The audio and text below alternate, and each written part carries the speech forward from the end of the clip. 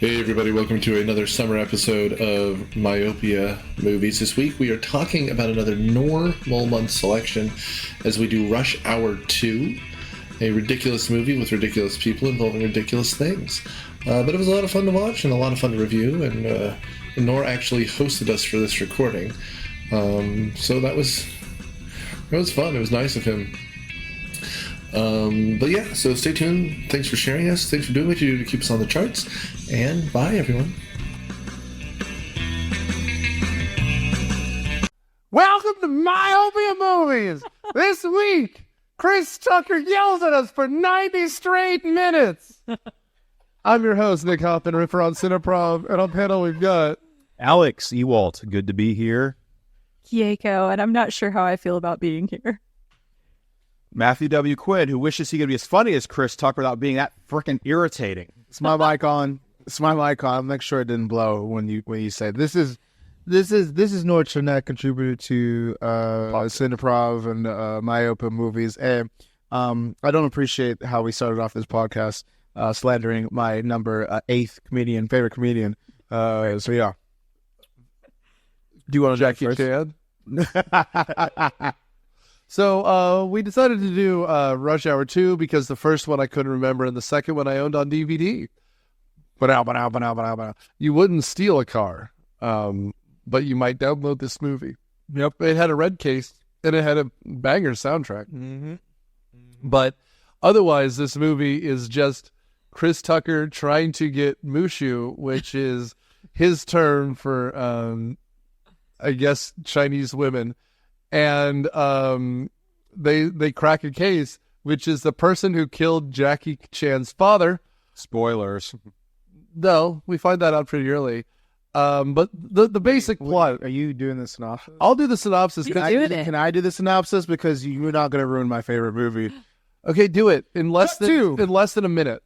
Time me. Get a time. It's on the back of it. It's the back of the box. It's supposed to be. Alex did a great one. Okay, and I would not be able to do this. Time me because I'm gonna build this shit. Okay, go. Just go. No, I got a timer. All right, ready? I'm looking at a thing that is ticking out the minutes of the podcast. Rush Hour 2, the sequel to Rush Hour 1, was starring Jackie Chan and Chris Tucker, who stars the Detective Lee and what's Chris Tucker's Detective Carter. So in the second movie, as it alludes from the first movie, 15 seconds. They have left L.A. to go to Hong Kong, where Chris, as Nick says, wants to get some Mushu. But the only thing they do is just work a bunch of Detective Lee's cases. Now, in the sense, as Matt says, this goes towards derived from Jackie Chan's past. Of course, we're in Hong Kong, so things are going to be up to rich. I have fucking 20 seconds. I can keep this shit going. There's a lot of comedy relief with Chris Tucker, but being also the fish out of water that was parallel to the first one. The first one was parallel where Jackie Chan was a fish out of water, whereas Chris is a fish out of water in Hong Kong. That's the movie. And I have 5 seconds left, and I love this movie, and Nick, you can suck it. Okay, so if you understood any of that, Do you understand the words that are coming out of his mouth? that's in the other one. Do we grab understand words that are coming out of my mouth? Oh, now Jackie Chan says it. This one. He says it. He says. Do you understand the words? Like, listen, I can quote this movie. I was telling Nick when me and my cousins got this movie, and we were watching it so much on the VHS that we would fucking destroy the VHS. Okay, so first of all, you're besmirching my name as a cinephile, but I will say, sorry, I was the same way. I like I said, I don't know. You have it right. I don't know if this is something we bilked out of the Columbia Movie Club, or if this was something that I got from like a Hollywood studio or what was it? Hollywood Video. Hollywood Video bin. So when the when the movies were done, being on that big wall of the new releases, you could buy them like 3 for $10. And so that's how I filled out my DVD collection. And so I know I owned this.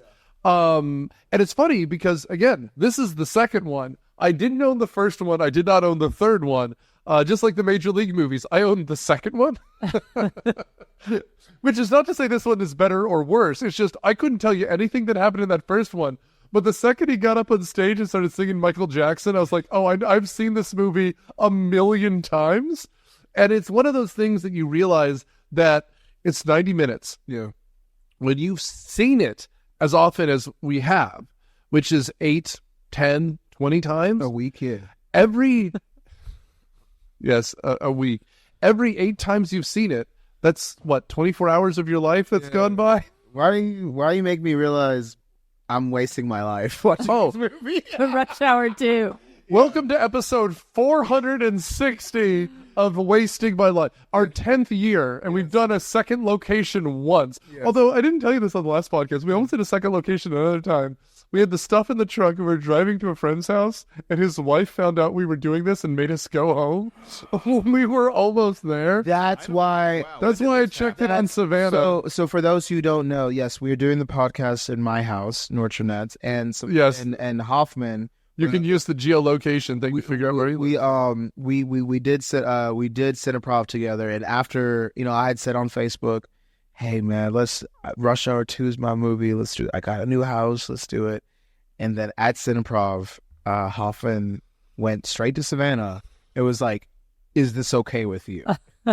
There's 2 reasons for this. First, when I meet my friends, significant others, I like to make sure they like me because that makes the relationship very awkward. Yeah. If they don't like me or they don't know me and I show up at their house with a What do you bag, do if they don't like you?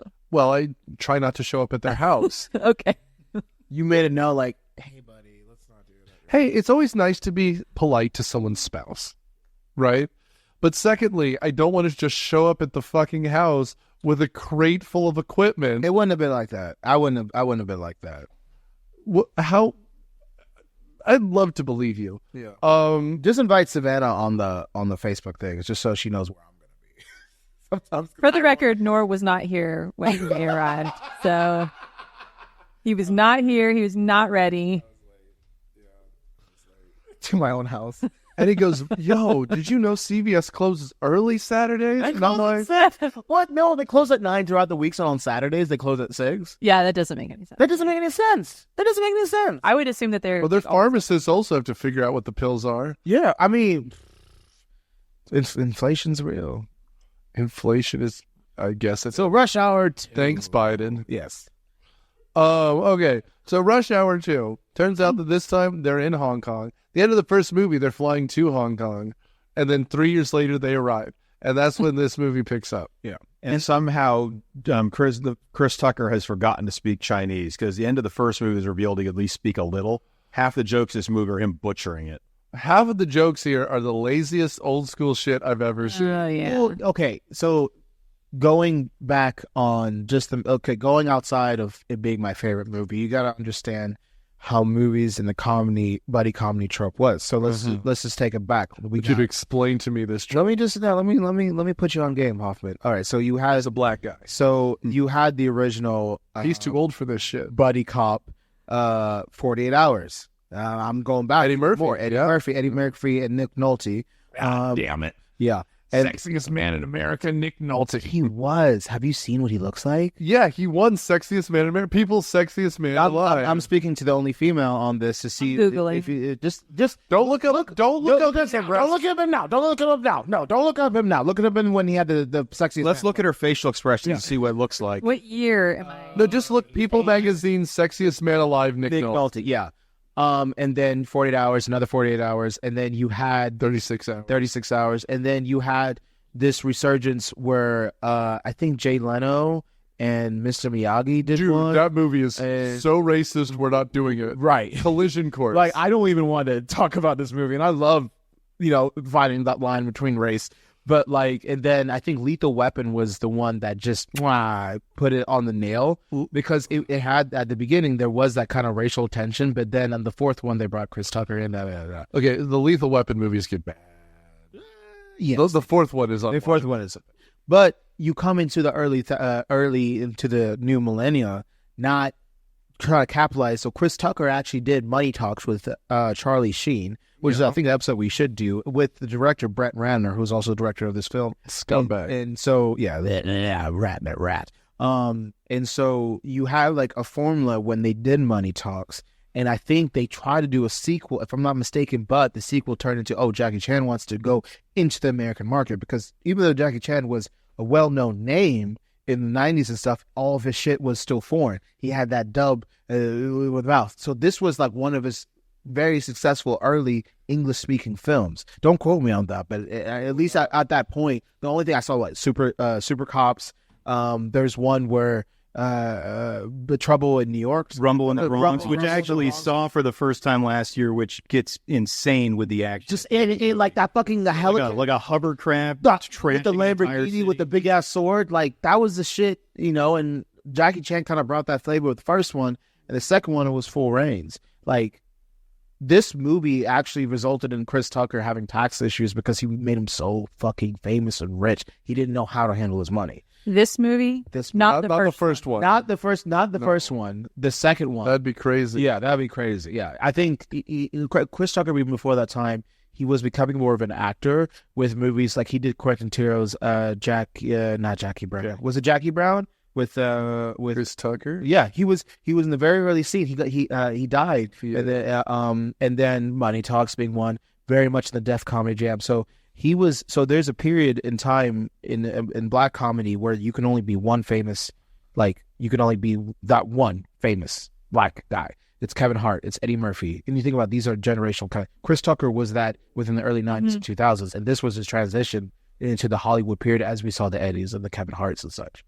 What came after this? Rush Hour 3, Oh, Tax, Uncle Sam. He did nothing for 6 years after that. He did like Silver Line's Playbook, was after Rush Hour 3, and then he did something last year. was there a one that has replaced him in this? Kevin Hart would be considered the next generation of the funny comedy actors. They don't make movies like this. They don't make movies. Yeah, they don't make comedy movies like that's all these comedies. It's like almost straight to Netflix. I feel like the movie that came out, I want to say it was last year. Sandra Bullock, Tom Holland, Daniel Radcliffe is in the movie. Channing Tatum, Brad Pitt. Yeah. It's The trailer. She's an author. She's an author. It came out like a week. I forgot. No, I know what you're talking about. She's like an author. And I mean, it's that kind of like comedy action movie. and that movie came out in theaters. But I mean, I guess COVID like really Yeah. messed with Okay. movie releases. So let's ignore a little bit here. I was gonna say I'm trying to think of what you're thinking of, and it's gonna drive me nuts because It's like the Underground City or Forgotten City or something like that. I know exactly what you're. Fortnite 3. Last call. So I'm not gonna. But yeah, it was just the buddy cop movies. It's just I guess this Buddy was cop like movies pinnacle. stopped happening around 2000, Yeah. and I mean, Well, The Nice Guys with Ryan Gosling and Russell Crowe. It's considered. I mean, it was directed by Matt Shane, or Shane Black. Shane Black. Excuse me. But that's the most recent one, at least buddy cop that I can remember. Yeah, it's interesting because there were a lot of them, and Okay, Wouldn't Get Hard, like, that would Get Hard. would be. That's Will Ferrell and Chris. No, it's not Chris Tucker. It's Kevin Hart. No, I mean, what I was going to say is this formula was just done to death. Like, that's why they stopped making it, because you skipped over the big ones, which the black comedian at the time was not Chris Tucker. He only made 6 movies and he ran out. It was Eddie Murphy. Right. Because Eddie Murphy at the time, first of all, he did the Beverly Hills Cop movies, which is exactly this. Yep. But at the time, he was Dr. Dolittle. He was making the kids' movies and big budget movies. It was then he got arrested for prostitution. What? Eddie Murphy got arrested for he picking was up. not the prostitute. Well, I mean, I hope not. He was fucking Gumby. He got arrested for picking up a man who he thought was a woman that was a prostitute, and he claimed he was just giving them a ride. Trying a better life. I get it. No, just giving them a ride. And then he went to jail. And that ruined his career making kids' movies, turned out. Oh shit! So that And then he came back to make a movie called Tower Heist, which is fine. wait. So his break was because of. An arrest. I thought he just got tired. No, black actors that I you did mentioned too. have almost all gotten in trouble with taxes accountants and getting arrested. I didn't because like there's That's why I was hoping you'd spend more time with Lethal Weapon, because he's been fine. Danny Glover turned out to just do a good job. I love always Danny been Glover. old, and he keeps like He was too old for that shit in the first one in and 1987. then somehow he made it through 5 movies, still saying the same. And he fought the Predator as well. He did, along with Gary Busey, which is one of my favorite actors. But we'll do a Busey month next season or the season after. We've got to do. How do you not love Gary Busey? Okay, so you said this was your favorite movie, and you spent all your time talking about other buddy cop movies. Yes. So let's talk about this one. Yes. So we're in Hong Kong. They've been there for 3 days. At least that's what we're told. Yes. Because the whole time, Chris Tucker is complaining and yelling at Jackie Chan. Yes. So He doesn't get a vacation. He's just helping Lee solve cases. right. Mm-hmm. And the whole point, I guess, in my head, I could be wrong, is we don't see Chris Tucker do anything other than complain. I guess it's because Jackie Chan is not comfortable with his English, so we need someone to talk the entire movie, because it is what it is. And what better way to have someone play off Jackie Chan, who is technically the straight man in the relationship? He is. Chris Tucker, a very egotistical, loudmouth LAPD cop. Again, fish out of water there in Hong Kong. And I guess we open up like with them, because like you alluded to, like, you know, we've been the quote is, the only thing we've been doing since I've been here is just working your cases. So he ends up triggering them to go to, like, I guess a karaoke bar, but it's really a bar of triads. And Chris is just walking around, not thinking. So he obviously like 3 feet taller than everybody, because that's a joke, racist joke. Definitely. Where he's just like racist, and he's like, no one's gonna like he. Jackie Chan was like, hey, blend in. He's like, how am I gonna blend in? I'm 3 feet taller than everybody here. And then he does the Michael Jackson, the kids stuff, and then they All the triad girlfriends are dancing on the dancing stage. there. So They're just drawn to him. They just magnetically drawn. Sexual So energy. this was the point of the movie where I felt like I was in a this is the beginning, but this is when I felt like I was in a fever dream, because I don't recall having seen the movie, but I tend to not have a memory for that, right? Like I like forget it. I don't know if I've ever seen it, whatever. But I was like, I feel like I've seen this Michael Jackson scene. Like, what is going on with Chris Tucker and Michael Jackson? And I had to look it up, and I remembered that same year, Michael Jackson had a video for You Rock My World from the Invincible album.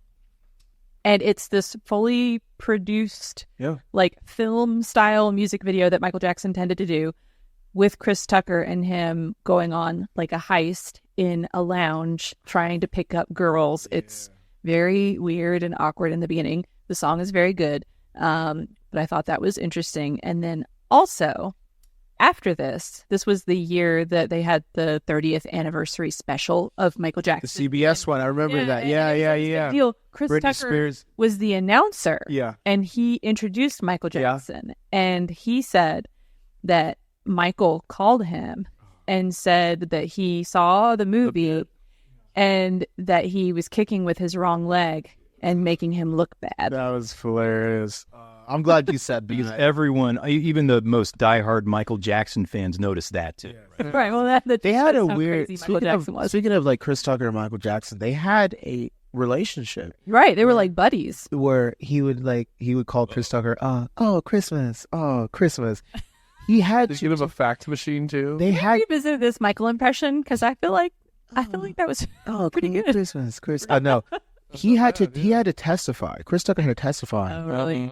during the cases. Like, Yeah. you see these kids around him. Yeah, he had a full on. He was like, I never seen no Chris with no kids, like, because that was. Okay, you need to clarify. You need to stop playing the pronoun game. Oh yes, Chris Tucker saw Michael with kids, but no one saw Chris Tucker with kids. yes. Oh yeah. Okay, yeah. good. Allegedly. No, you just have to make that real clear, Yeah. because that changes the discussion. Yeah, it we're does. having a Yeah, lot. Chris was not with kids. Chris kids. Okay, Chris Christie. And I didn't want to necessarily make it about that. I just thought that little tidbit was interesting. Well, and I was also going to say, this was not the trailer, right? Like, they showed that clip of him doing that on every. Yeah, it was. Yeah. It became I forget what they call it. Now we call them stingers, but they would add it to the end of DVDs when you were seeing like what's coming new, and it would just be Chris Tucker dancing. and the music would be then the trailer. Don't stop till you get enough, right? And then it would just be Jackie Chan actually doing all the stuff, and Chris Tucker being tall and annoying. Which is the dynamic they It's a have. synopsis. Yeah, but like, What bootleg version are we watching? it's on YouTube, man. I ain't try to I ain't own it. So it's. I told you I had VHS. I didn't have it. Did you notice the camera keeps switching? Yeah, I mean, The credits were all screened backwards. yeah. This is how they don't the moderators don't catch it for copyright infringement, I guess. That is disorienting. Well, speaking of okay, so after the It is in karaoke Hong scene, Kong. the triads pick up and they see what's up. They go into this bamboo. They escape into the city of Hong Kong and they scale this building that's being under constructed. I think there's more of a leveling thing because there's people living in it, but there's bamboo being constructed in there. Everyone's just climbing up a bit. Chris Tucker was like, "I got you, Jackie," and he saw someone just fall, and he's like, that's a little." But like, And he runs up the stairs, and someone thinks he's Kobe Bryant, which that's actually it. really beside Kobe. Yeah. But no, I'm just saying, like, I know we're just dogging on Chris Tucker and all that kind of stuff, but I just want to appreciate like Jackie Chan and like he does all his stunts.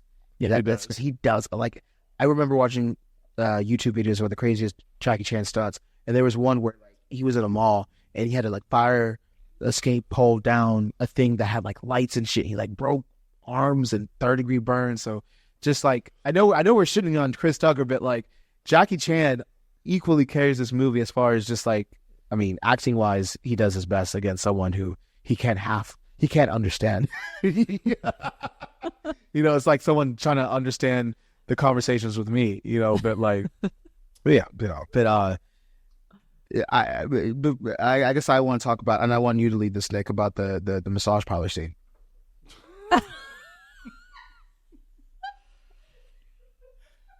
I'll do it if he can. Such a strange intro. That's an expert. Yeah. Well, Okay, so what happens here? After Jackie Chan, the whole point is that we're Jesus Christ, Nor, man, I feel like I've been hit by a car. So what's going on is Massage. after the original. What Nor was talking about earlier is they're climbing up the scaffolding of a building which is actually made out of bamboo. That's what they do in China. It's Chinese. Chinese really do. Chinese bamboo, very strong. But it's just supposed to be scaffolding while they repaint and finish the outside of the building. Yeah. Again, it helps if you use proper nouns. So when they get to the top, we are introduced to the femme fatale, who's this woman who's always in stiletto heels, which never break. It's amazing. she run from a dinosaur wearing them. I made the same ass joke, and it's true. It's remarkable because eventually at one point, there's another woman who's a customs official, and their stiletto heels get locked into each other when they're scissoring. I mean, when they're kicking at each other. There's a cat fight later in the movie. Nick didn't get his version off of YouTube. No, I did not. I got a real version. That Rush Hour 2. I could play it in slow motion. I got one from Amazon for $2.99 to rent. That's what I did. Although I got $3.99, so it was in HD, so I could really see the cat fighting. Like it. Wow. And Jesus Christ. Okay. That cat is dying, man. Wow. Michael, Matt likes to pick up the ladies at the old folks home. Other cats are Anyway, so we emphasize the top because this is where we start getting linked to the guy. What's his name? Tran? Ricky Tan. Ricky Tan. And so Sorry. at this point, this is when they go to a massage parlor. Lee knows that this is actually a mafia front, a mob front. This is the triads. But once again, Chris Tucker, who's supposed to be a great cop, but misses everything. He is atrocious. He's on vacation. He wants Mushu. And by Mushu, I mean 6 women. Yes. And at one point, carry off his credit card. I wonder how much money's going to be on that when it's done. He's a cop. He picks. You can only do. Is it? I didn't understand. I want you to explain to me what you think was happening there, Norm. So when this movie come out, 2000. So I was also confused. 9 with. So I knew 2001. 2001. 9/11 is about to happen. Yes, 9/11. The president has taken the office. No one likes him. He's signing Education Acts into law. Yeah. So this movie obviously I was a kid when it came out, so watching this, I mean, swing. Anyways, Austin Powers was I also was 9 years old when this and They swing. yeah, swing. I was 9 years old, and so when you went to the massage parlor, oh no, nothing of it. You know, there hasn't been boobs at all. Rush Hour 1 was a nice, clean family movie with a little racism, but it's fine. As soon as they go into the massage parlor and they open these doors and you see these exotic women, I'm like, and so I didn't know what exactly. I thought all massage parlors were like this. You get just to pick any girl, and I thought, oh, it's just like a, almost like a Brothel? Yes. I didn't know what a brothel was when I was 9. I actually thought they were going to go worse and further with the whole massage parlor thing, and it was going to get more sordid. More racist. Are you talking about then happy they endings? started fighting. Happy endings. Thought Yes. that's kind of where that was going, but it stopped short of that. So kudos to the movie for that, I guess. Maybe it's a delay. It's a family movie. It was Kudos to directed the by movie for Brett nothing. Ratner. Thank you. I will say though, I don't know what they thought any of this was. No idea. But the room that the massages are happening in is really something. It's just a row after row of lazy boys. Totally open room with guys lounging around in robes. If And there was a game on the TV, I would have been like, this is a pretty cool sports bar. Yeah. Because it's just dudes in robes with sake, and they're reclining in lazy boys, and women are just touching them. It's a very strange scene. Because again, you'd think if the whole point was to do well, it's the scene from Zoolander. Remember the scene from Zoolander, which is the same year he gets kidnapped, and there's this strong Russian woman who's massaging him, and it's in a room, and they're actually trying to kill him like it's a Bond scene. That would make more sense than a room full of mafiosi, because he's like, wait a minute, is that I almost said Jackie Tan? Is that Tan over there? Oh, I'm gonna go talk to him, and then like everyone stands up to kick Chris Tucker's ass as they should. And again, that's something this movie is missing, which is Jackie Chan and Chris Tucker win every fight. not this They didn't win the fight. They do win this fight. No, they jumped down the freeway naked. Yes, Right. but they win the fight. We don't even see them getting captured. They just get grabbed at one point and then they're naked. I would love to see Chris Tucker just get knocked out cold. Well, that would be better. I think he does get knocked out cold. You know who should do it? One of the women he's harassing. One of the women in the massage parlor should just hit him right in the jaw, and he goes down like a ton of bricks. try to like flirt with one of them while he's getting his ass kicked. He tries to flirt with a lot of people. No, the funniest thing. Very about that- successfully, I might add. I mean, there's literally funny. When you're paying them, it doesn't. I'm talking about the triad girls dancing with him. Oh, he didn't know there was triads. It could have been. It actually could have been for the massage parlor, so they could all have been in the same, group chat. Don't stop till you get enough. No, just the funniest thing that he said. Like everyone's wearing like full length robes, and him and Jackie have like Oh yeah. When small like when he's thigh like, high. oh, that's why you're mad. Yeah, Oh, dude, we make it. the only size they had left. We make Asian people have small dicks joke in this. Oh my Something god! hard- No, God. No wonder you, man, and just Also, you could tell they told Chris Tucker he was going to be shirtless, or maybe they didn't tell him. He goes, "I'm going to be shirtless," because he is jacked. He is. He looks good. compared to from the first, which he's very skinny, which is notified he's still fit, and then Well, because again, Jackie Chan is not bulky; he's in shape. Jackie Chan is bulky. He just hides it well. Now that I look at shirtless Well, we pictures see of him. Jackie We Chan. see him naked. Well, not naked. Yeah. He's covering himself with trash can lid. yeah. Well, with a newspaper, but he's in good shape. He's just not swole. Oh yeah. Chris Tucker's kind of yeah. swole in this, and he's also. You realize how big he is because he really is a head over everyone here, which is Be talking everybody here. I will say though, while we're talking about these things, then there's essentially this movie is 5 lines of dialogue, action sequence, 5 lines of dialogue, action sequence. The next one is on a yacht, and it's literally the scene from GoldenEye when they're stealing the helicopter with Xenia on top. Because that's what's happening. He's wandering around. He at this point has bought himself. He calls it a suit. It's not. It's just a silk shirt. So again, And a chicken. He also bought himself a chicken. that was the whole thing. That was a funny. So after they leave, got kicked out of the massage parlor, they end up into the Hong Kong police station where Jackie's characters work, and I guess he has clothes on deck that has wads of cash in him. Like, good for him for an international detective. But Chris leaves because they get into their first couple fight. Because he's obviously mad because the only thing they've done since being here is work his cases. Even the massage parlor, the karaoke bar. So Chris wanders off into Hong Kong. Just like they think for a while they think he dies. Yeah, because there was someone that came and tried There's to an bomb, explosion. which was also an explosion that happened at the beginning of the movie. We didn't talk, but there's a sequence where The whole movie hinges on the fact that they blew up a chunk of the U.S. Customs and State Department. It's like they say it's an embassy, but there's not an embassy in Hong Kong. But whatever, it just makes sense if they say an embassy. It makes it easier for the slow Joe in the back row. They attacked America. This scene played better after 9/11, in fact. But yeah, no, Then they end up on Jeffrey Epstein's boat, I guess. But no, basically he's wandering around Hong Kong, and he there's a guy saying cheap suits, and he was like, how cheap? Cheap as hell? Yeah, cheap. And then with his nice Chinese robe, he walks around trying to find something, but ends up with a butcher shop with the lady with the chicken. And then, of course, there's a racial exchange. It's like, I like my chicken fried and deep fried. You heard of Popeyes? And she's, oh, yeah. And he saves the chicken. He really Yeah, I'm a cop. Put down the knife, free the bird. Yeah. And he carries the chicken with him until the evil taxi driver drives away with his chicken. And I would love to see that story, the venture with the chicken. A little short. I really like that. Where he just drives around the block a few times, eating the chicken, and it's over. Yeah. Yeah.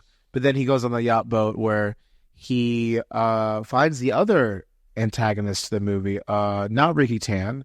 The rich white guy. The rich white. Follow the rich white guy, which is actually, I remember. True then and true now. True then and true, yes. That is evergreen advice. Yes. Follow the rich white people. Guys, excuse me. That's right. Yeah. Please. No, I was just I'm afraid because we also see the other feminine lady, the one that has the heel fight, as you said, the scissoring heel fight, as you mentioned in Vegas. But yeah, no, I again, I can talk this movie frame by frame, so please, someone else let me talk because I did talk about this all day. She is so nice of you. Yeah. I don't know, man. Like as we're talking about Carter and Lee. Yes. This is about when we see that, of course, Jackie Chan is desperately trying to do something, solve a case, for example. And Chris father's is fucking it up. Yeah. But we have the meet cute between the bad guy and Jackie Chan. Yeah. And turns out that the bad guy, Tan, is a corrupt cop. And the guy who essentially killed Jackie Chan's dad. Now, I have questions. Because by all accounts, Tan is younger than Jackie Chan. Mm-hmm. So I want to know how old his dad was when he died. What motivated him. He was also younger than Jackie Chan. Yeah. It's like a Chuck Norris situation where Chuck Norris lost his virginity before his dad situation, you know what I mean? So, yeah. I mean, that was a series of words you strung together, so I'm impressed. I have no idea. I actually said names right. It did. Yeah. No, I was the guy with the Texas Ranger walking. No, you're right. It was Chuck Norris. I have a hard time saying people's names and characters. It's just my downfall. Yeah.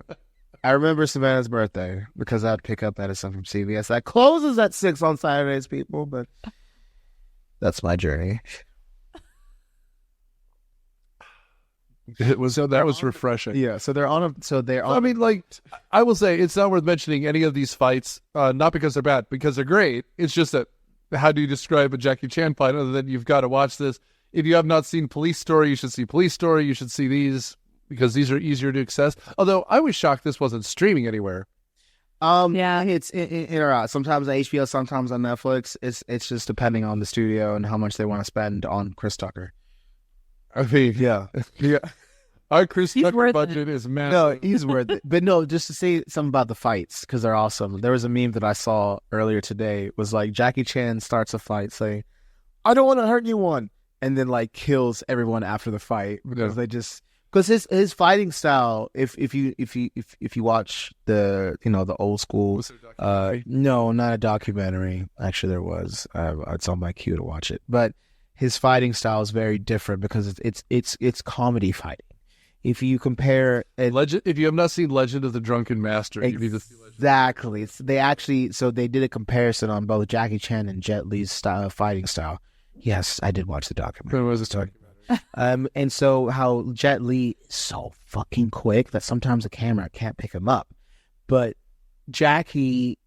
I mean, people were making fun of Jackie because he went Hollywood, but Jackie's movement was so comedic, and he had his own team that he would use props. Like Jackie could kill someone with a fucking spoon. That's the thing I think of when I think of Jackie Chan props. Like he'll do something crazy of fights. He'll do something crazy with a ladder. He'll pick up something and use it in a funny way to beat the shit out of somebody or block something. Are choreographed? He does it. He does the choreography. Yeah. To frame by if he'll do the same thing over and over again to get the perfect shot. Why, Keiko?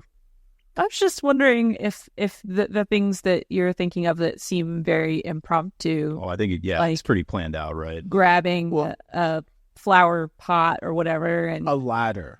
We emphasize this is a very just look up Jackie Chan bloopers and see like the shit. Watch the end of any of his movies. Yeah, you can't stop before the credits. Yeah, because it will show you all the failed attempts, all the crazy stuff. Michelle Yeoh. Was it the one that she won Everything All at Once? Everything Everywhere All at Once. They did a movie together. Yeah. He almost killed her because of the crazy shit that they would have to do. First of all, you need to change your emphasis. Okay, sorry. It's not like he did it on purpose. Yeah. Like, he almost killed her. Yeah, grabbed a gun and was like, What did This he season do? on Serial. no. So as Jackie would do his own stunt, he would emphasize that Michelle Yeoh was a very like action person. So during the crazy, I believe they're in a car or a train where she almost fell off of the vehicle, and it's like no one can keep up to Jackie's level of commitment it is to the fighting style. We're kind of seeing it now with like the John Wicks and the Matthew Vaughn with the Kingsman and that kind of stuff, but it's not touched, at least in the America sphere. Huh? I don't like those examples you gave. What? I hate you. No, I'm kidding.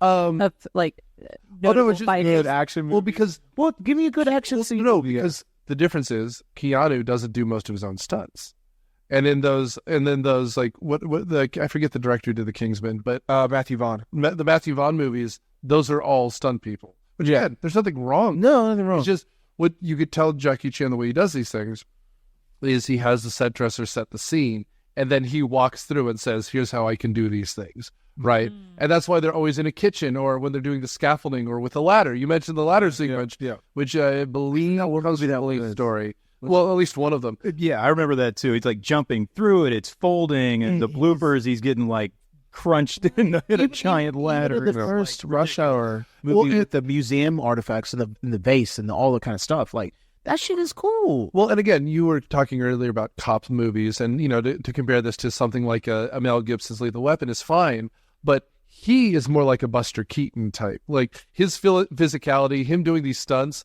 like I'm familiar with Buster Keaton.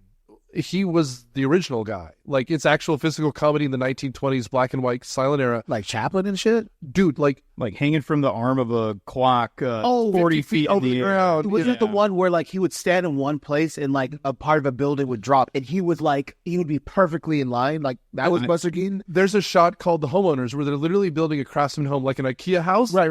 And he's turning around because he forgot a screw and he didn't nail the front of the house on, so the house falls over him. I'm okay. Yeah. There's an Atlanta story about the Civil War card, The General, where a Union guy comes to the South and steals a train that has weapons on it. He filmed it live, and literally he's running in front of the train, moving shit out of the way of and the train is really running. That's what this stuff is. That's who Jackie Chan is. Like he's physically a very funny comedian, but he's also doing stuff that was literally he messes up. Like there's movies he had to put on hold because he gets horribly injured. Yeah. Very committed to the craft. And that's why this stuff is great. I will say the parts where they're just being weird and funny don't always land, like when they're watching the customs agent change. Yes. What was the customs? And then I like that part of the movie. Yeah, that's my favorite. then they part. break It down looks great. Fantastic. and they break down a door to try and save her from what they think is a bomb. But Jackie Chan, who spends the whole movie being such a straight arrow, like you can't see me doing the facial expression And the podcast, but he is slow down, baby. well, he is so he's He's so undersexed. He pervy in didn't this go on scene. dates. So Chris Tucker asked him, "When's the last time you played hide the rainbow role?" I mean, he didn't get any action. No mooshes. Because I remember blooper from Rush Hour 3. Oh, I thought he said Rainbow Road. It's no rainbow roll. It was a sushi. Okay, I got that. It was a sushi dick joke. Oh my! They also called them egg rolls. But I do like the idea of Keiko's perfect date night, which is just playing some Mario Kart. When was the last time you got some rainbow? Like, there we are. It's kind of like a Netflix and chill thing. You get the rainbow road. We got the Surge cold. We got some Dorito chips. You want a Rainbow Road? Just New Coke. Oh, Surge! Oh my god! Yeah, The Surge keeps parties off. Euphemism for like the, like. It was a sushi dick joke. Oh. Which is very racist. And a because great joke. He's Chinese. He's not Japanese. No, he made a sushi joke earlier in the movie too. And the two of them are fighting. Tucker Confused. is just Very Asian. confused.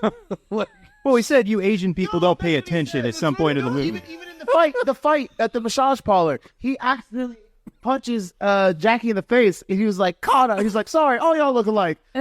That was hilarious in the early 2000s because it's racist. It's racist.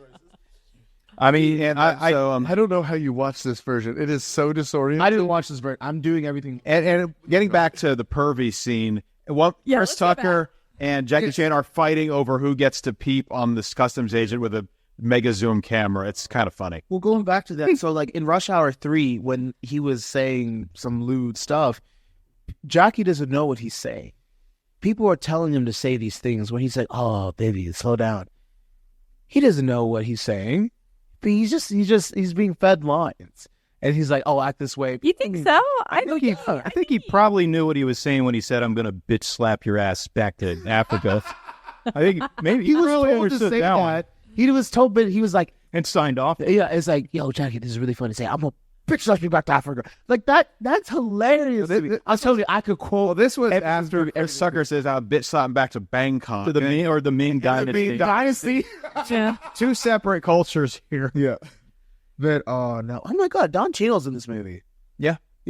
That came out of no. I didn't expect. Yeah. Oh, he goes uncredited in the credits. Yeah. He was not happy about it. No. He was Kung Fu Kenny, as Kenny. they call it, Kung Fu Kenny. Which they end up they go to Crenshaw Boulevard, and he has this Seoul Chinese restaurant with him and his Asian wife, and he's having this illegal poker game. Which again, like I was telling you, I don't know if I said this. 1, 2, and 3 is a copy and paste version of each one, right? He has to. Where is 3? 3 is in Paris. Oh. Well, and Both fish They're out both of out of water. both out of water. You know. No, like so he meets his cousin after. So essentially, they were stalking the CIA agent. What was her name? Not Espinosa. It was something. Isabella. And after she, gave them a show, and well, I guess to apply the story, there's some counterfeit money that's being introduced now. that's the whole. Well, the MacGuffins are the plates, the Right. the printing plates. And what's the history about? Something about in Saudi Arabia, some prince and the prince and some. It's all nonsense if that helps, but effectively. Indian ink or something. Yeah. So apparently, the Shah of Iran, before he fell in the 70s, was given an American money printing press, which has some fancy name like the Incognito machine, which is nonsense. And because apparently we've never updated our currency since the 60s, which is also not true, that they have these printing plates, which is how you print the money. The only way to tell is that when you light them on fire, it burns red instead of black. Right. Here's what should have happened. They burn real money by mistake, and it burns black, and Chris Tucker's like, oh, shit. And then people punch the hell out of them, because that's what happens when you make a movie. Something pays off. But they introduced this red thing, and other than the fact that Don Cheadle says those pieces of shit, and then doesn't want credit for it in the credits, it never comes back. Like, Yeah. but again, if you're making a MacGuffin, you have to pay it off in any way. Well, I mean, you just know it. Maybe they just had those 3 bills to burn. But hang on, like it doesn't matter that we've updated our currency printing methods now because there's still bills from There are. the 60s out there. So Yeah, but here's the thing: if someone showed up with we're talking hundreds of millions of dollars, of enough to run a casino, and all the bills were 40 years out of date, And crisp. and crisp, Well, you'd have your minions, crease them and stuff. Scuff them up one by one. Yeah, I've seen Breaking Bad. they'd be your. we have a perfect job for you, Twitchy. You're gonna scuff up a bunch of money for us, so we don't make our crippling alcoholic gamblers upset. No one needs to be suspicious here. Okay. But yeah, so with you. they meet. I mean, it really sucks that Don Chino didn't get credit because there was a fight scene between a one-on-one fight scene where he's literally mimicking Jackie Chan's moves, and it turns out like Don Chino's character, Kung Fu Kenny, his master was like brother-in-laws with Jackie Chan's character, and so like they're in the same dojo, but one was like the hood dojo, and one wasn't the hood dojo, so they separated and stuff. But speaking of the counterfeit money, after they do see Cousin Kenny, but they actually. So the money that he got was from an illegal. It was a gambling game in which led them to some type of plaza in which they were trying to confront the person who brought that illegal counterfeit because the CIA agent Isabella, thank you. I'm terrible with names. Said, "Hey, this is your mission. You're part of the CIA. Yeah, you're from Hong Kong, and yeah, you work for the LAPD. But don't worry, guys. You're CIA now." And they essentially just get captured by the first female antagonist that we saw from the beginning and the boat. And they take this nice little road trip to Vegas where people spend money. Yeah, Hu Lee, which is the confusingly has the same last name as Jackie Chan's. They could have picked really anything else. Yeah.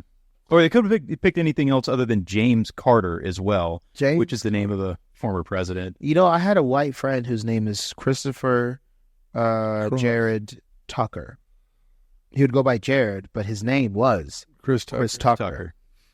He loved it. Do you know Chris Tucker? That'd be a really awkward way to introduce that fact into the podcast. Yeah, I should have said that at the top. I don't know why. Well, you just talk about names. All black people know each other in Atlanta. They do. That's right. They really do. They're invited to the barbecue. Every single one, except Candace Owens No. and Judge Thomas, Supreme Court. Clarence Thomas. Clarence Thomas, yes. Not Judge Thomas that Not just- follows up Judge Judy. No. Wait. Not that one. So they're black people that aren't invited to the party? Yes, Candace Owens is black. Yeah, yes. There's a term called the Uncle of Toms, which Here we go. Which, if you want to know what an Uncle Tom looks like, just look at Judge Thomas, who sits on the Supreme Court. Clarence Thomas. Excuse me. He is Also, check your Coke can before you drink it. exactly why. Oh, man. But literally, Clarence Thomas left a pube on one of his interns' Coke cans. disgusting. And I know that shit. And I know that shit's gray because he's gold. Anita Hill. Anita Hill. Yes. Oh my god! And he's very actually. And Congress laughed and laughed. They appointed him. Joe Biden laughed and laughed. They did. So there's actually a deal that John Oliver put out, and he was like, "I will pay you $1 million a year for the rest of either one of our lives if you step down from the Supreme Court." And on top of that, he was going to give him some like this multi-million-dollar RV home that had like a full-size bed, washer, dryer, just for him to step down. I mean, we're pivoting, but yes, there are black people uninvited to the barbecue. Okay. Yes, Candace Owen, number one, and Judge Clarence Thomas. It's a whole Let's get into Tim Scott. Can we go off on a Tim Scott tangent? Sure, Sure, let's why talk not? about Tim Scott. Tim Scott. No, that's all I know. What's Oh, and Ben Carson, but he falls asleep, so it's fine. isn't he dead? No, he spoke No, at he just said- he just spoke at the CPAC? the CPAC. So You're thinking of Herschel. No, Herschel Walker. yeah, I think He's got to be on the disinvite. It's the other. It's the Herman Cain. You think you're thinking of Herman He- Cain. He absolutely is dead. bro? If you want to talk about someone the people who didn't have his bag, He died of COVID, right? Yep. He was one of those guys who didn't believe it was real and Yeah. died of COVID. It happens it'd be like that. Yeah. I was talking about COVID in class. This is just random. But I was like, do you think it made a political difference? And they were like, I don't know. You said that to high schooler kids? No, I was asking about whether or not belief or not belief in COVID made a political difference. And then Pew had done a study that in extremely conservative areas where the mortality rate was 27% higher because of... What? Yeah, in extremely conservative areas, the mortality rate of COVID was 27% higher because they didn't get vaccinated. Because they're not getting And the vaccinated. argument was, oh no, we're not all jammed in like you urban folks. No. We got space out here. Yeah. Didn't I brought that up and I was like, it was real. And it made a big difference. Speaking of Rush Hour, which, by the way, they didn't say the name of the title in this movie. They did in the first one because... You said they did not They did. say it this time? They didn't say... They don't say Yeah, Rush Hour. Not Yeah, this the second traffic one. is terrible. It's like it's It's rush hour. Oh, he said it! Yeah, It looks at the camera. which doesn't make sense why the movies would be called Rush Hour. Well, you can't name the sequel something different. They can't be like Across the Ocean, a Rush Hour sequel. Well, they did with Star Wars. I guess they do. Yeah, but this is Star Wars. Well, okay, I put this trilogy in the same regards as Lord of the Rings. Oh. This one came out the same year as Fellowship of the Ring. Equally made just as much. Honestly, dude, Rush Hour was the first movie that made me fart laugh. Y'all remember the movie that made y'all fart laugh? Oh my god! Come on. Everyone go around, say when they farted when they saw a movie. Is Lord of the Rings or this one? Oh, Rush Hour. The first Rush Hour. Okay, Lord of the Rings. It wasn't like you're a wizard, Harry. And like this also came out the same year as the Sorcerer's Stone. Yeah. Good year for movies, So let's everyone go around. not for plane Go travel. on the road. Matt, let's start with you. What movie made you fart? I can't remember. Matt has never It farted. definitely was one. It was once, yeah. I'm pretty sure it was I'm going to say Billy Madison. Billy. I'm Madison. saying Billy Madison at a rowdy sleepover. I think I had. I will say where are they? I think there was some fart. It may have been a different one. It may have been either Happy Gilmore for me or Caddyshack. I mean, when he's having a Cinderella story, it's pretty funny. Yeah. Both are golf movies, I'd like to point out. Yeah. Keiko, fart movie? I can't recall. Well, recently? She's a lady, she's never farted. Recently? I mean, I have had a laugh fart. Yeah. If you want to hear the story of that, Well, just the movie. And it wasn't a movie. Well, actually, It was this. I just wanted to hear. Oh, okay. I mean, I don't This like very podcast. No, it was. This is one of my after my jokes. It was at work. Damn, And There was speaking at the big annual investors meeting. The CEO was there. okay, everybody who can see me can see that I'm turning red because I'm okay. So, it was at work, and it actually wasn't really that bad because I was standing at my coworker's desk and we were talking, and she was a friend, so not like not like a colleague that I was worried about, whatever. But obviously, I didn't want to laugh fart in front of this person, though. So she said something funny. I laughed. I farted, and she said. Was it loud? She said, "Oh yeah." She said, "Did you just fart?" Oh, I said, "Yep," and I ran away. oh. So It's so... Who are the people you do want to laugh fart in front of? Yeah. I don't know. No, I never want to... I feel like President Obama. this is a pretty safe space for that if it were to happen. But Us and all our listeners, yes. Yeah. We're currently charting in Ghana, Israel, Australia, United States, Canada. Yes. All of our Canadian listeners I- are just... Did you say sorry at least? I want to know. Okay, not to make you... Okay, Just like, cloud of smoke. so to make you feel better, I will tell you... Well, but pause. Sure. Okay, so you put it to all of us. So I will put that request to all of our listeners. I want to know if they have laughed and farted at a movie or otherwise in their life if they can't think of a movie. And Yes, let us know. either hit us up on X or Twitter or what, we're adults with Twitter. Hit us up on Twitter or post it to the Facebook group. We have few hundred of you there. It's gonna be a weekly mailbag feature now, right? Fart Friday. Tell us a movie that you farted on.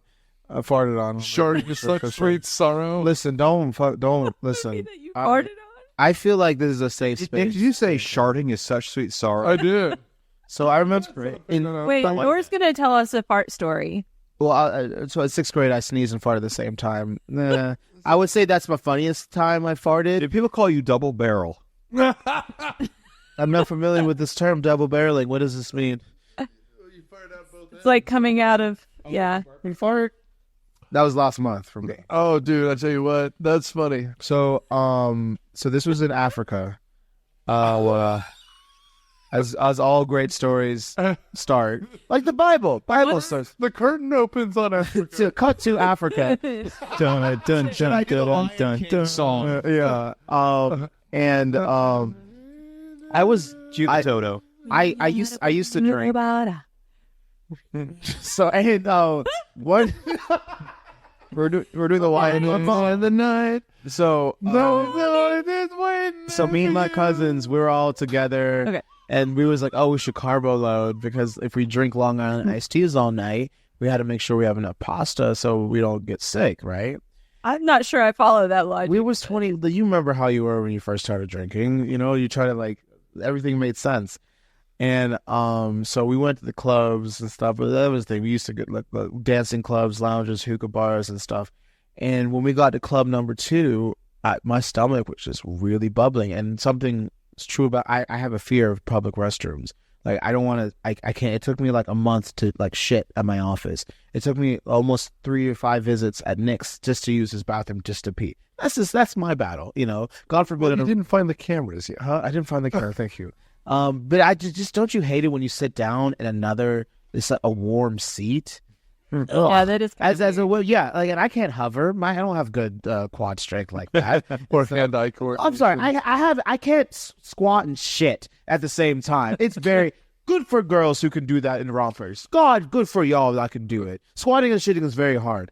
I've never shat in the woods either. Anyways, so my point. Tell me more places that you haven't pooped because I have no. So anyway, so when my daughter was 4 and she was mostly potty trained and she was 4, right?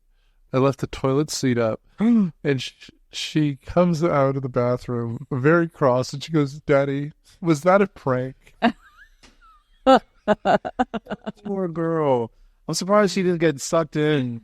Back of her head was wet. Yeah. Anyways, That's a joke. That was a joke. just okay. The story. Yeah. So my stomach's bubbling, and I was like, all right, I need to relieve some pressure or something because I was 21 at the time, so my body was pretty. He was a growing boy. He was a growing boy, And so we went to the first club, and I was like, I need to go to the bathroom to fart, but the lines were way too long. And so I would go to the bathroom at a club. Yeah, so I just held it in, nothing to it. I feel like it would be pretty easy to fart in a club and get away with it. You would think. So second club rolls around, and I'm in the middle of the dance floor. We're only dancing together, and I'm like, the way I was dancing was how Bill Cosby would dance at the beginning of the shows, with where rupees. It was just like that. His very arm movement. I looked like a T-Rex because I didn't want to put my arms down more because I felt like if there was movement from my stomach, things would start popping. You were doing like the cone and string. Yeah. I was very, very. That's my reference point as a redheaded. Right. Or God, what was that one? The Will Smith movie, Hitch? Yeah. Where he's trying to keep Kevin James how to dance. So I got up to the point where I was starting to feel in pain. Like you ever held a shit so long that you were in pain? Yes. Yeah. Come on, Keiko. I know you're a girl. I mean, not intentionally, I guess. Childbirth. It was almost like childbirth. If you No. So I'm kidding. It's not like childbirth. Yeah. Actually, the sensation of needing to push. It really does feel like needing to poop. It's like a poop that you could not ignore. Yeah. That's how I describe it. When my wife was pregnant with our second child, she was reading not symptoms, but how it would go, like a kid's book version, to Naomi, and no, like a kid's version, this is what's going to happen to mommy, And one of the things was, she goes, and sometimes they poop. And so all Naomi wanted to know is that if she pooped on the table when she was giving birth. Kids focus on the one thing. She learned exactly one thing from that whole story, and she wanted to make sure that she had all the... It was like in casual conversation. Did you know the inflation rate is 3.1? Did you poop on the table? Oh man. Okay, sorry. I'll finish the story.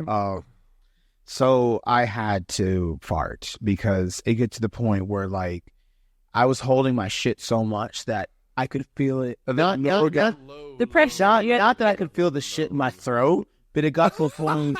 It got to the point where like someone was choking me, and that's how much pressure it had. And like it got to my back was hurting, my throat was hurting. I had to take a shit. I had to take a shit. So I was like, I'm not taking a shit in this African club. I need to go home. So I go to my cousin. He's like 8 foot tall. So I'm like reaching to him. I'm like, dude, we gotta go. We have to go. And he's like, why? I'm not leaving. I just talked to this girl. Bro, we have to go. And he said, I'm not going until you tell me why. And it is almost like a scene from a movie. The music cut off. And I was like, I have to take a shit. And then he was just like, oh. And he was like, it's okay. Just go to the bathroom. I was like, it's fine. And so like, we're dancing. And luckily, everyone didn't hear me as loud as I was. Music was playing. So I started dancing a little again. Like, okay, the shit passed. Like the shit passed. It went away. And so I was like, all right, I can fart. It's okay. You could fart. And I don't know if you held a shit for 6 hours and then try to fart. I'm almost 40 years old. I can guarantee. So I think Savannah's asleep. She's done with me talking. I shat my pants. What was it like? Literally thousands of fans. So okay, I don't want to be detailed, but I want to show you how my muscles were, right? I farted, right? And as soon as I knew more came out than what I intended. Once I knew it wasn't air coming out, it was really like the shart effect. The shart, and when you shart, it's not 100% solid. No, it's not soft serve, but it's not 100% solid, right? And then so like my butthole went just like your water bottle.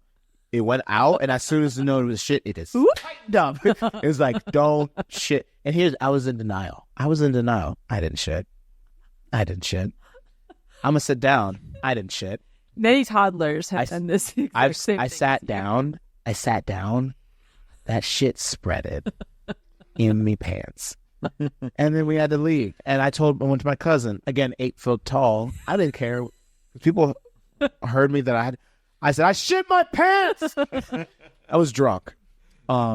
This concludes my TED Talk. Yeah. There's more to the story, but I'll tell you afterwards, because there was a whole car ride where I had to lean on top of the chair and I had to throw away my underwear across the neighbors, and I found it the next morning where the neighbor's dog was fucking eating it.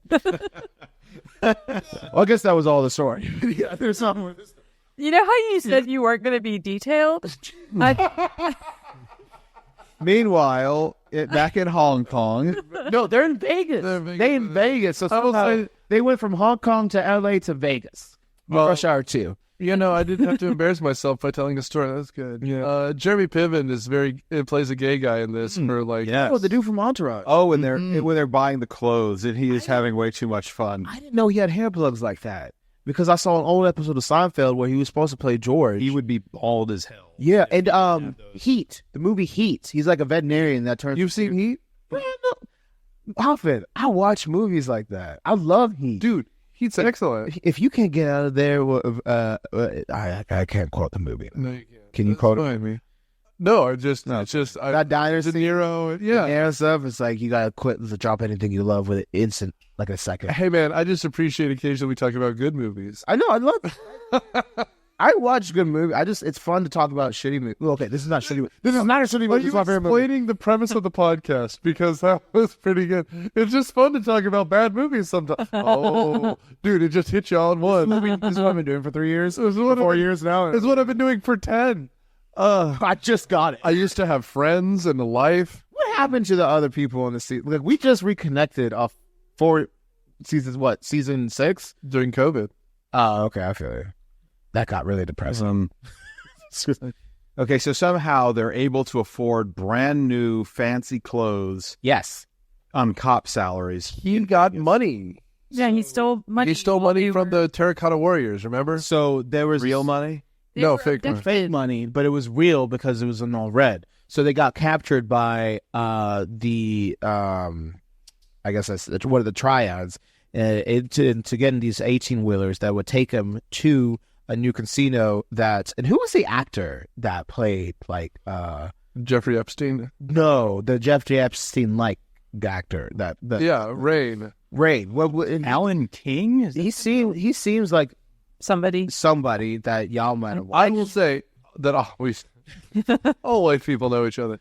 No, all these guys, as they are the cast is stacked. Like these are all really good character actors. Yeah. But no, Alan King is one of those people you look up. He's an old fuck of this, but he's been in 300 things. Like he always plays.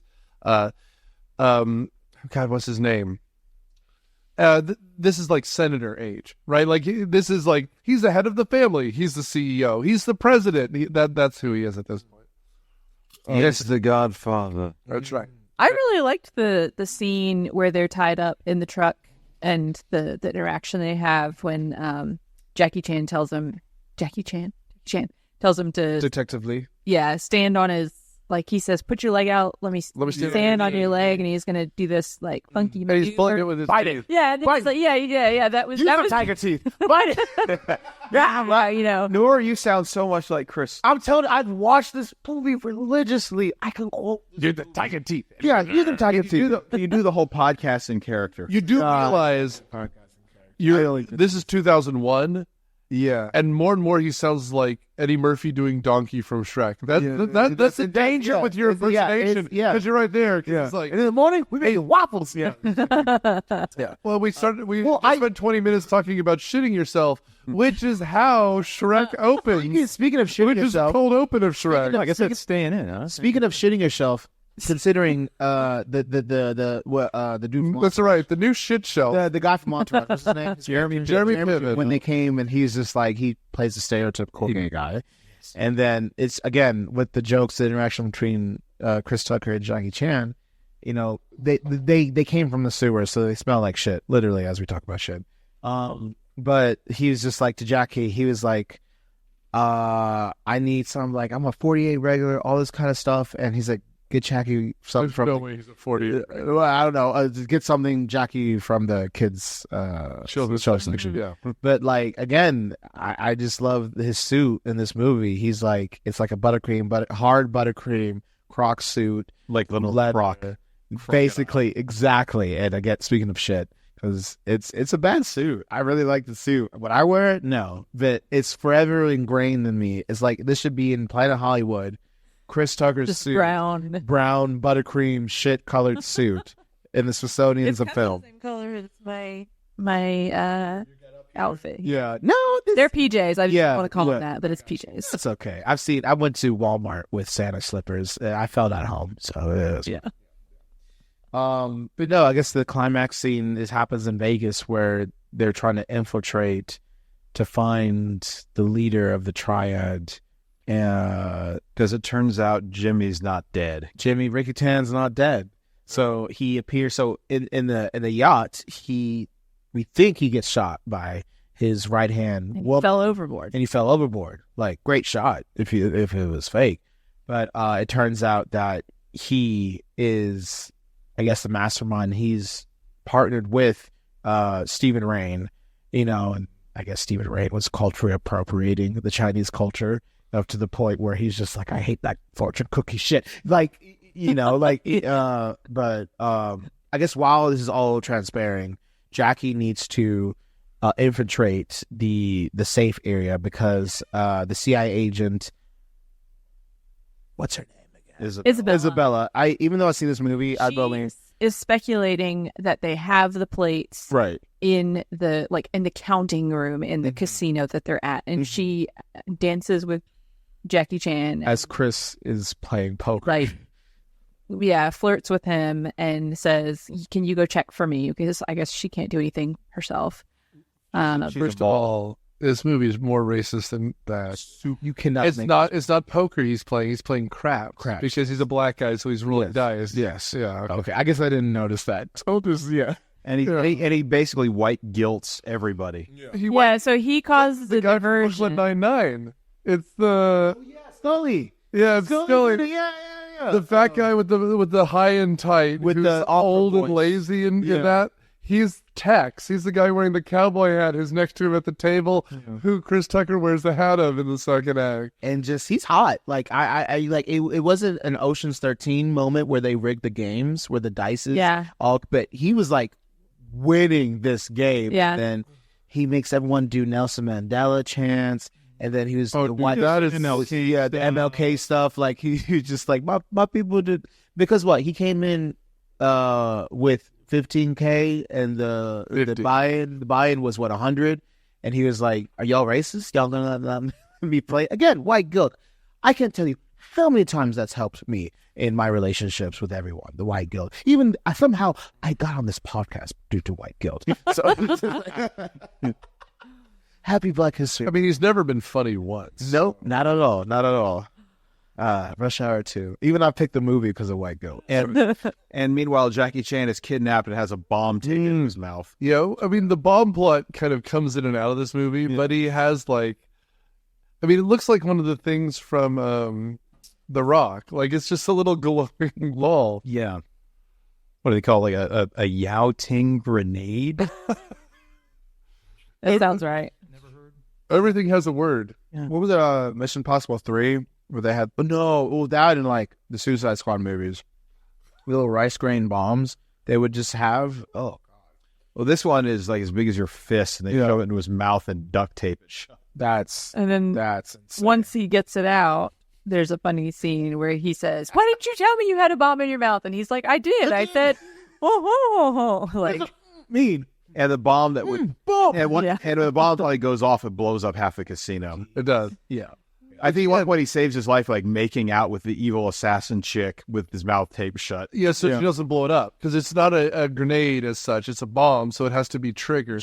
And so he pulls her face close to his so that, as she says, 32 teeth will be driven into your brain, which is not how teeth work or explosives work. Because I don't think adults have that many teeth, A. And B, I think something go down. Yeah. 32? It's 32. Well, if you get your wisdom teeth out, it'd be 28. Yeah, but Nick's point about some of those teeth would go down. Yeah. 16 teeth driven into your brain and 16 teeth driven into your crotch. Into the floor. You had 3 wisdom teeth? I had 3 wisdom teeth. I didn't have 4. I had 2. Hey, I did too. I just all 4 of them motherfuckers out. Oh, this was one Sean. Well, we'll fucking get it out for you. Buy one, get one free. Swear to God, I understand why people get addicted to opium. And this teeth is weird, so we're going to remove that one too. I mean, look at it. Shit. The drugs they had me on after that surgery, Those were good. dude, they gave me You Oxy- liked Oxy- them? No, I understand why people get addicted to them. Oh. Because I had to stop. I So when couldn't I take got- mine. I had a bad reaction to it. So when I got my wisdom teeth out, luckily none were impacted, so it was mostly just the oral stuff, and then maybe one day of Vicodin. But when my dad took me, or my mom took me rather, and we got like a milkshake, just to cool down my mouth, and I was just I couldn't close my mouth, so I drooled it all over myself, and I started crying in the car. I was like, I cried too because they threw my teeth away, and I wanted them. Yeah, it's medical Like waste. my You can't have those. stepdad was like getting irritated with me, and I was like just sitting looking out the window, like they took my teeth, like crying. Were you going to wear them on a necklace? I don't know. I was high. I got my wisdom teeth, all 4, taken out my first week in college. And pleasure returning. hello, ladies. Yeah, I was in college. You sound like Michael Yeah. Caine when you do that. I'm Michael Kyle. Michael Caine. Michael Kyle. I did, and I got so desperate to eat. Like, Mine was mac and cheese. for me, it was McDonald's cheeseburger, and I was gonna eat that freaking cheeseburger no matter what. How? So I brought it home. I mean, it was like day 4. Or Did you something. blend it? Those are pretty soft. So I took a bite of it, and I couldn't chew. I couldn't bring myself to do it, but I was gonna eat that cheeseburger. Uh-huh. So I blended it, and I just went tomato sauce in. It was actually quite tasty. It was like a Bloody Mary. You were high. I wasn't still high. This was like days later. This was like That's really funny. from chewing pain. Needs more ketchup. Just So if anyone, blend it more. if anyone listening wants to blend burgers, Keiko's new cookbook coming out next week. Blending. It was a big chew double. it, blend it. Just I lost blend 20 is what it pounds is. liquefying my food. It's disgusting, man. Well, that was the closest I ever came to being ripped. Was I had wisdom tooth out, lived on Frosties for a few days. And you got ripped or you got fat? Frosties are like I lost legs around the ass. no, they're like the But Wendy's Blizzard. Sugar? because I was It's a Frosty. much lower calories than normal, even if it's all yardage. I just had Ensure. Yeah. Like it was There's an episode of The Simpsons where Krusty's trying to get back in, like, to get back on TV, and he goes, Krusty, what happened? You got so big. He goes, all I did was eat milkshakes. He goes, wait, you mean those diet milkshakes? And he goes, uh-oh. Well, you can be thin and have type 2 diabetes. I mean, look at this. Case in point. Well, I'm not thin. I'm not thin, but like I'm getting thin. I don't know. You're a Type 2. What was that dude? Type 2 gestational diabetes. Oh, you're thinking of Previous episode, Hard Target. He was. He was the most Cajun man. If you alive. have not seen Hard Target, have you seen it? I have We'll not talk seen about it. it later. It's good. Check out the previous episode. Watch the movie first, then see Hard Target. Okay, let's wrap this up. Yeah. Jackie Tan, the bad guy. So the bomb scene during the bomb, you know, we're getting towards the end of the movie, but essentially it's like a final showdown. The explosion of the bomb, the rice-a-roni bomb, clears the hotel, which clear the grounds, and Chris, Detective Carter, has a fight with the female antagonist, which also reminiscent of the first movie where. He's also flirting with her for the whole fight. Yes, but I don't know. Maybe I don't know. He does it for her. Some the aggressive. That's why he's cool with Lee. You know, just some attractiveness about this foreign entity that wants to kill him. You know what I'm saying? And that's why, of course, at the end of the fight, when she dies by accidental and impalage to the neck, he was like, "We could have something. We could have made something. We could have something special." But you want crazy ass? I'm not gonna say the word because I respect female dogs. And He says crazy ass. He didn't actually say bitch when He did. the explosion came. Oh, did he? Well, no, not no. So there was two. He had to say it twice. Okay. Yeah. You crazy ass. And that's when they both become stunt doubles. For Right. Yeah. And so yeah. And then, meanwhile, Ricky Tan kills the rich white man, only to be detained by Jackie Chan, Jackie Tan. Jackie Tan. who he then proceeds to antagonize about how he killed his dad, to the point where Chris Tucker goes from "Don't kill him, man, it ain't worth it" to "Okay, kill his ass." Talking about his dad. Kill him. Yeah. By the by, this is where we get our, like, kind of, first of all, the best dummy work we've seen in this movie so far. But he like roundhouses him out of the building, and the guy falls onto a truck, and it manages not to look like a scene from Naked Gun, but it's pretty close because it's just because the thing, like, the dummy just like, whoa, and it just falls. Wait. It's actually about to happen. If you guys want to see the dummy, Dude, they can't see. I know, what but we're doing. for our visuals, For us. kick. Watch the dummy. See if it's a dummy. We can't. Oh, there's this. It's the YouTube version. It's It's 1990s Teenage Mutant Ninja Turtles, where Shredder swan dives off the building to the back of a garbage truck. Yeah. Right. Casey Jones fucking kills that. And dude. so, well, there's more. So the Ricky Tan falls to his death, and then the girl we thought who had died that actually has like a building's worth of C4, and that she's on the top floor, and so they have to like what's the word I'm looking for? Zip line. Looks like we're Zip gonna line. have the job. Exactly, through the broad. I love how this version just keeps repeating it over and over again. So they're zip lining all the way to the Vegas Strip, and once they get to the Vegas Strip, a truck appears out of nowhere. No, sorry. The wire from the wire cuts off, so they swing into the Vegas Strip. Yeah. And from the Vegas Strip, they get into the highway. Very reminiscent of the first bamboo fight scene. They're swinging. Okay, there's a double. Also, there's a truck, and the truck yells and stuff, and so, yeah, we're done. You can pause the movie now, because I'm going to stop. I'm just doing frame by frame, but yeah. But that's how the movie essentially ends. And So, and then he goes like, this was supposed to be my vacation, and then like, I can't believe I flew 15,000 miles for this shit. Truck. Which is because this movie had a good line, and they have to repeat every good line 6 times. Right? Because that was alternating characters. Yeah. Well, it's funny that you mentioned repeating themes, because I was kind of saying this at the beginning. Rush Hour 1, Rush Hour 2, Rush Hour 3 is a copy and paste, just with action and story mixed in. The very first one, they're all fish out of water stories, and they always end the same. The antagonist falling from his death. The first one was where they had, R.I.P., he died, falling from the top of the museum. Second one, Ricky Tan from the top of the Vegas hotel.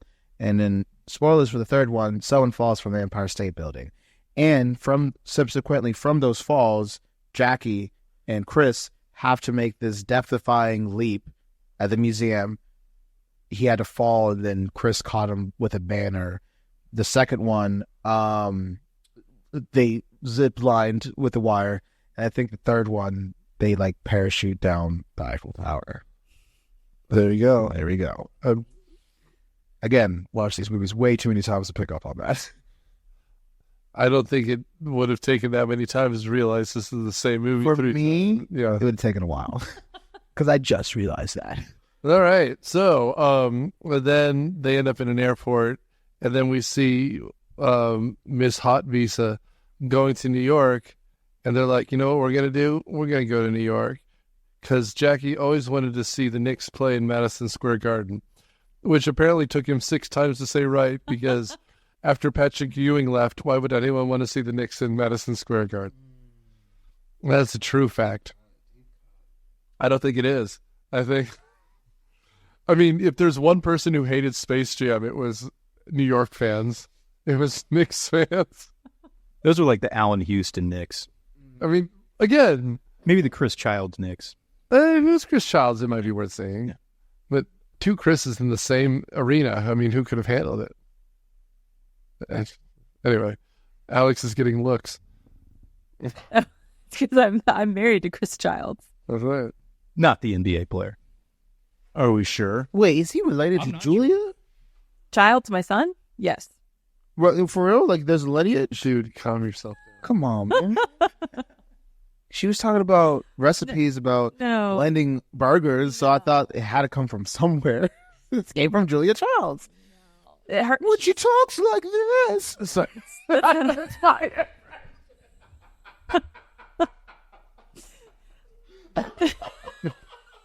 You ever feel like you're switching channels? And like, she thought you said Julian Childs. Julian would be her son. Your son is Julian. Julia. No, her you last need name to is, enunciate, because she was confused. her last name is Child. No, it's an S. Oh, so the S is the difference between... Right there. What was that? He showed me a picture of Chris, the NBA player. He looks just like my husband. Yeah. There you go. Okay, so let's end this. The Forever. NBA player is black. Let's never do this again. Yeah. Nora, what's your final thoughts? Yes, I go first. I think there's going to be new scaling for me. It's like it's a fart movie, because for me growing up, I'm holding in the whole time. You think 2001? Like, it's 2024 now. Like, comedy obviously has progressed. Not 2.5 decades. 2.5 decades. Obviously, you can't make the same jokes as you did. But even, no, it was a quarter century ago. Even watching it now, you still like, is that offensive? But I don't know. I'm not saying it was done in a tasteful way, but I guess it was done in a way where, like, yeah, that's how it was. Because, like, if you watch, like I earlier said, Grease is rated G. It's not rated G today. It's rated like PG-13, and it's like almost fucking Euphoria to a sense of the way they were doing it. But no, this is a funny fart movie. It is a great buddy cop movie. There's a third one. It's not as great, but it's still as funny. Same gags, same laughs. It's safe. But yeah, no, I love it. I thought it was really funny, but Chris Tucker is really annoying. So if the funny part is annoying, does that make that a recommend or not? Yeah, it's worth saying, I guess, one time for the laughs, but I imagine the marginal value decreases. After 24 years? I mean, after 24 hours of Chris Tucker. I had a lot of fun watching it. I think that we, as a society, are more sensitive to things in our media nowadays, and so there was a lot that was like culturally, shocking and something that would not be acceptable today. But like, I guess if I had been a 13-year-old watching it, 9. I probably would have. That's probably a little too young, but I probably would have found it hilarious without having any questions, right? Without having that awareness. Yeah. But I thought that there were parts of it that were like laugh out loud funny. I did not fart while watching this movie. Didn't watch it right. Did you watch? Did you have pasta? I didn't have a lot of pasta and alcohol. Movie pairs right with a... But yeah, I thought it was a lot of fun. I think it's worth watching. Super fun. There was some confusion for me of which one I saw in theaters, the first one or the second one. I'm sure it's the first one now. I haven't seen that one probably since I saw it in theaters. I think it's better and funnier. That's my memory of this one versus the second one. I'd say watch the first one, because if there's any novelty factor in this kind of dynamic, I think it was used up all in the first one and the second one. I mean, more than just the actual offensiveness of the jokes, which, I mean, I'm not offended by any of those jokes personally because I'm a white guy. You're white? I know, for the audience. But I'm just the laziness of the jokes, man, that is just too much for me. Chris Tucker, I like Chris Tucker. Generally, he's too much in this movie. It verges on kind of embarrassing at some points. I'd say watch the first one, because I think that one, and that actually, the first one had the chicken soundtrack. This one was the soundtrack with the hits on it. I was trying to remember. Like, I mean, I'm not going to disagree or agree with anything. I think you just need to see this. I saw this 1,000 times. I think I'm with Alex here. It feels like if you watch this, I bet you there was a script, but I bet Chris Tucker did the script version and then did 3 versions that were his own, and then they just edited together whatever's funniest. And so every so often there's a callback joke, but I mean, that doesn't take away from the physicality of the action sequences. I just feel like this movie, the first one was a success, so for the sequel, this feels the most like a sequel than any sequel we've ever done. It hits the best jokes again, and then other than that, they're just like, gentlemen, you did it the first time, just do it again. Do whatever you want, do it, and it will make money, and it did. That's not a bad thing. That's just the truth. Now, we're in the middle of our normal month, so Nora's our normal month. Oh, no, normal month. Yeah, so next week we're picking another black actor, but it's a much worse movie, as we do The Adventures of Pluto Nash. The other famous black person that was allowed to be famous in the early 2000s. Now, has anyone seen Adventures of Pluto Nash? No. Stay tuned, because this is considered one of the worst movies of all time. And we know because luckily he didn't also choose another black actor's Bill Cosby's Leonard Part 6, which we almost did.